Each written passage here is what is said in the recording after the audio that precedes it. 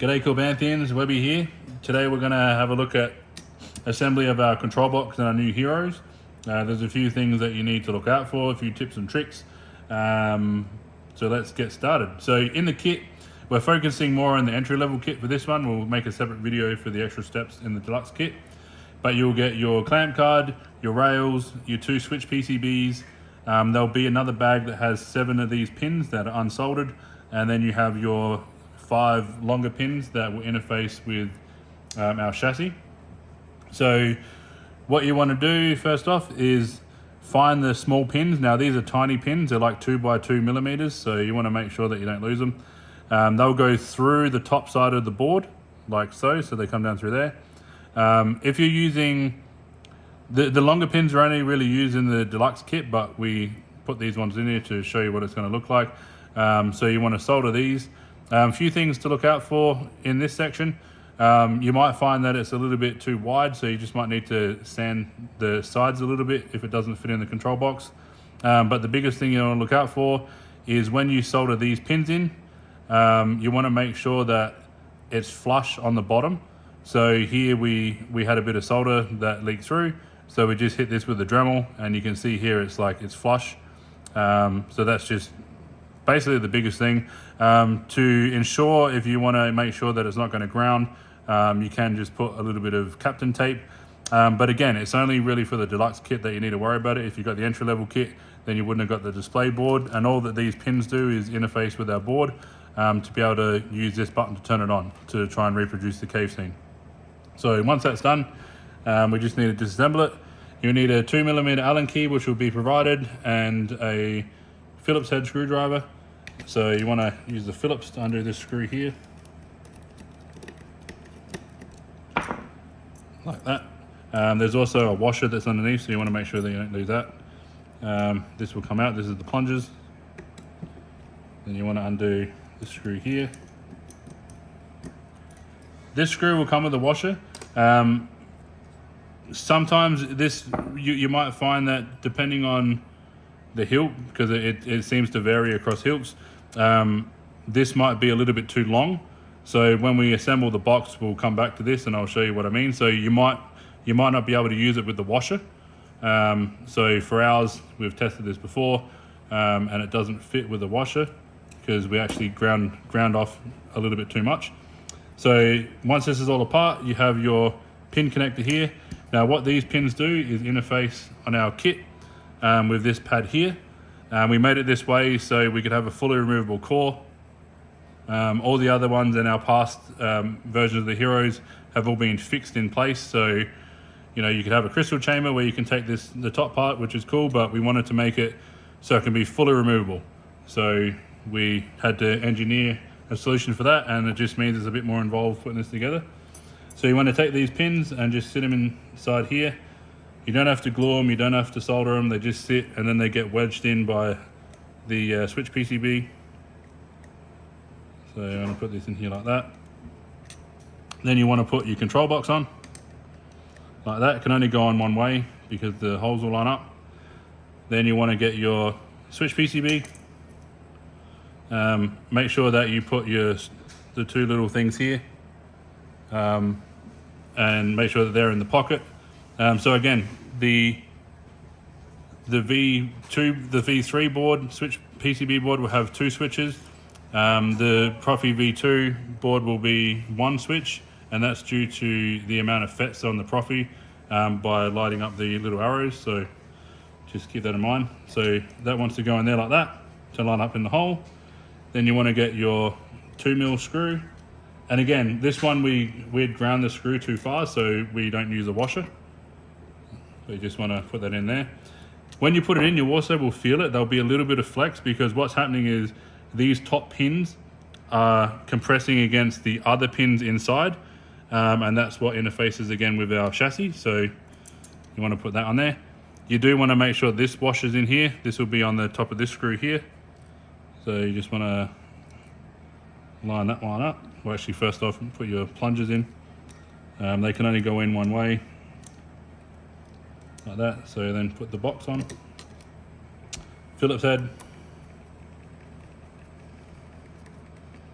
like that. So that's the box, and you can feel the buttons are pressing. So coming back to my earlier point about the plungers, what you might find with the screws might stick in a little bit too far. So see here, if this is in a little bit too far, you might have to grind it off. So again, we ground this off a little bit too much, so we weren't able to use the washer. It'll depend on the chassis, it'll depend on the hilt. We haven't found like a common denominator, just some are longer than others. And then the back screw. So when you get your chassis and you put it in, you'll be able to feel if it's not touching, because it won't be able to go in or rotate. So when you put it in, you want to rotate it around, and then that makes the box like that. So again, that just works like this here. So the pins that are underneath here interface with this. So you want to feel it, twist under, and then it lines up like that. So that's it for the control box section. Then what you want to do is you'll have your rails. So with these, I'm not going to show you how to do it here, but you just want to put a couple of dobs of glue, and then they just glue onto the side here, and that's what holds the clamp card down. So you'll just put a little bit of glue in there. This is bead blasted aluminum for you Americans, aluminium for me. So the glue is going to adhere really, really well. So you don't need to use any activator or anything like that. Just hold it on for 30 seconds. Use a good quality glue, and that'll hold this rail on. Do the same for the other side. So, you know, it's effectively going to be like that for your final assembly. The big thing that you need to look out for is the display card here. You'll probably need to sand these down. We made them purposely a little bit too big to sort of accommodate and take up the gap in the machining essentially. So you will just need to hit this with a little bit of sandpaper, a sanding block. You shouldn't have to take too much off, but see here, you'll see that we just need to take a little bit off here to slide in. You just want this to go in and slide, you know, pretty smooth. It can be tight. I like to make mine a little bit tighter, so it's a little bit harder to pull them open, and then it's not going to slide off. But yeah, just a little bit of sanding block. So I'll just show you on one. So we just a little bit of that. Try that. A little bit more.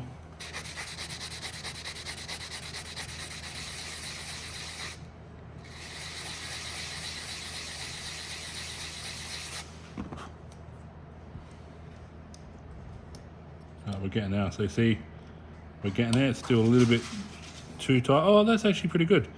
So I would probably sort of leave it like that. So it's just friction fit in enough, so it's not going to come out, but you can still slide it back.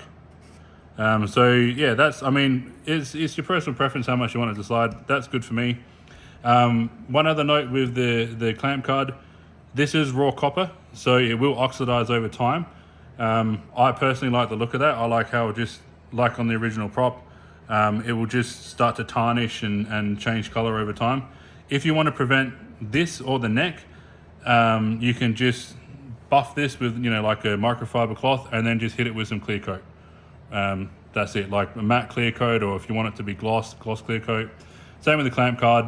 You know, wipe off some of the fingerprints with acetone or whatever, and then just hit it with some clear coat. That'll just seal it and stop it from oxidizing over time. But we left it raw, so that's up to you. Same thing with the rails as well. These are raw copper, so exact same process. Hit these with some matte clear coat or something like that, or gloss clear coat or semi-gloss before you glue them on, and you'll be good to go. So yeah, that's about it. If you have any issues, shoot us an email. Yeah, that's it, and we'll see you in the next one. Thank you. Okay, so for the display kit, there's just a couple of extra steps. So you have your display PCB, and we were able to actually find, what is it, the new vintage versions of the resistor that we sort of tried to match as best as we could to this. But there's a few little steps to this that you need to do. First off, you'll need to sand in half. So this way, you'll need to sand off the resistor And the reason for that is when you put it in here, because this is what it looks like on the display card. So that's going to basically be your final form.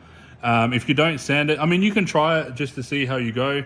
It'll vary again from hilt to hilt, but if you sand it in half, it'll fit and it'll slide. The clamp card will slide over the top. If you don't, it'll be a little bit too high. So you can just sand it down a little bit, and then you just want to solder. So push these through, fold them under, solder it, and then just snip these off. But for now, we'll show you. So the reason you need to do this, and this is only on the deluxe kit. So in the previous video, well, I'll attach this to the other video. We did these here, so we soldered on these. What that does is interface with these here to make this switch work. So you just want to push this on. You might find that you also need to sand this if it doesn't really fit. So the goal of this is to do like the cave scene reveal. So I haven't put the bars on, but see our previous video for that. So you just slide this up and you can turn it on. So we'll try that now.